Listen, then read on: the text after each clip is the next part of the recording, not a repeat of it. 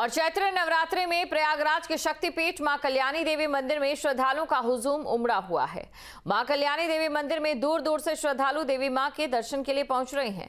मंदिर में पूरे साल देश भर से श्रद्धालु दर्शन पूजन करने आते हैं, लेकिन नवरात्रि में श्रद्धालुओं की भारी भीड़ उमड़ती है। ये कहा जाता है कि त्रेता युग में महर्षि याज्ञवल्क्य ने इसी स्थल पर साधना की।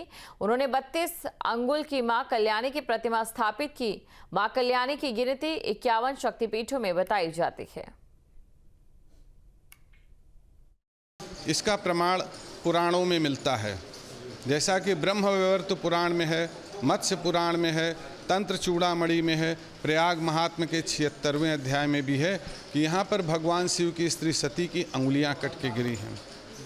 अब इनकी स्थापना महर्षि याज्ञवल्क्य मुनि ने किया।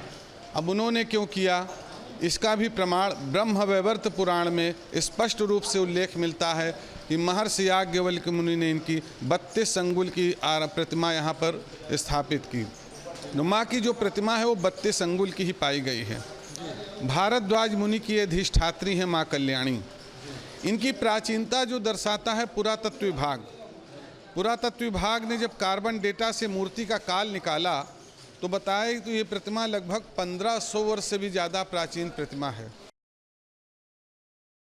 4-5 सालों से आ रहे हैं, लेकिन मंदिर बहुत अच्छी लगती है। यहाँ आके बहुत सुकून मिल जाता है। माता रानी की कृपा है, माता रानी ही बुलाती हैं, जब बुलाती हैं तब आना पड़ता है। ये 51 शक्तिपीठ में से एक शक्तिपीठ है और यहाँ पे माता रानी की उंगलियाँ गिरी थी जब सती हुई थी। उस समय मनोकामनाएं पूरी होती है, मन की शांति मिलती है, बहुत संतुष्टि मिलती है माता को या माता रानी का दर्शन करके, और इच्छाएं तो पूरी होती हैं। जय माता दी। कल्याणी मंदिर का तो बहुत महत्व है, सभी को ये पता ही है।